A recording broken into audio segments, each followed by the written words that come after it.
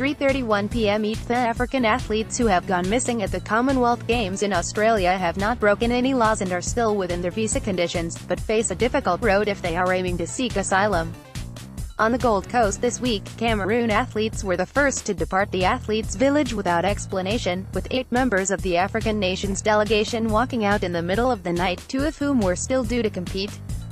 They have reportedly since been joined by athletes from Rwanda, Sierra Leone and Uganda, with Commonwealth Games Federation President David Gravenberg revealing the athletes' whereabouts were unknown as of Thursday.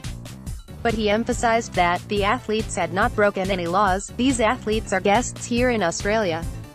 They are still within their visas and they have the right to travel freely. Right now, we are worried about the safety and welfare of the athletes and we are taking this very seriously and monitoring the situation with Team Cameroon. Weightlifter Olivier Matam is one of 8 Cameroon athletes to have gone missing from the 2018 Commonwealth Games. Dean Mutaropoulos, Getty Images. 2 Ugandan weightlifters have also gone missing, but the team's flag bearer, netballer Peace Proskovia, told the media that they had already finished their events and could possibly have gone to visit family. Apparently it is too early for us to conclude anything because basing on the fact that they had already finished their sporting activities, maybe the assumption is that they have just gone to visit a relative and will come back into the camp, she said.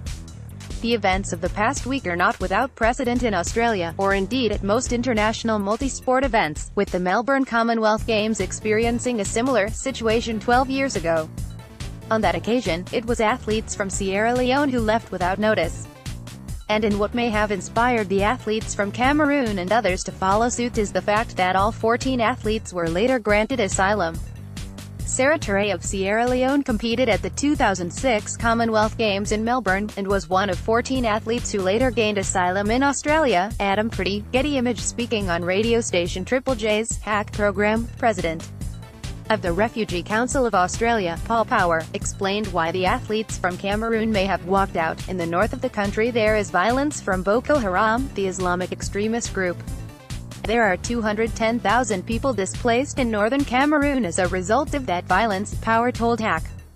On their chances of gaining political asylum, if they felt their lives were in danger back home, Power added, under normal circumstances they wouldn't be detained, they'd be given a form of bridging visa and then given the opportunity to put their claim for protection. But to be able to get refugee status, they would actually have to prove that if they returned to Cameroon they would face a well-founded fear of persecution because of their political opinion, religious belief or ethnicity. Australia's immigration laws have tightened under various changes of government, but few have clamped down on illegal foreign arrivals like current Coalition Immigration Minister Peter Dutton, who recently attracted critical attention in South Africa for seemingly offering asylum to white farmers. Less than 12 months ago, Dutton said his department had close to 7,500 cases of people who'd arrived illegally in Australia, and issued an October 1 deadline for them to prove their status as refugees. In response to news of the missing Cameroon athletes, Dutton said, "The compliance officers will be out there, I promise, tracking these people down and they'll be deported as quickly as possible. These people and others that might have a similar objective need to hear this message very clearly. They aren't going to game the system." Coalition Immigration Minister Peter Dutton, Bradley Canaris, Getty Images. For the ICCI, if the athletes do wish to gain asylum in Australia, their case would not appear to be as favourable as that of the Sierra Leone athletes from 2006, given the current government's stance on immigration and the actions of Dutton. Historically, though, Australia is obligated to follow United Nations statutes regarding asylum seekers, with Marianne Kenny, a professor at Murdoch University's School of Law, writing on the conversation. Australia has obligations to protect the human rights of all asylum seekers and refugees who arrive in Australia, regardless of how or where they arrive and whether they arrive with or without a visa. The right to seek asylum is recognised as a fundamental human right. Remaining in Australia and applying for protection is not breaching Australian law. Kenny also explained that athletes going missing at big sporting events was not confined to African athletes. Since the Second World War, nearly every Olympic Games has had athletes seeking asylum in the host country. Cold War politics made it opportune for Western countries to welcome asylum seekers from Eastern Bloc countries. The Melbourne Olympics in 1956 saw one of the largest defections of athletes ever, with 61 individuals, mostly Hungarian, deciding not to return to their home countries. What becomes of the missing athletes looks set to play out beyond the closing ceremony on the Gold Coast.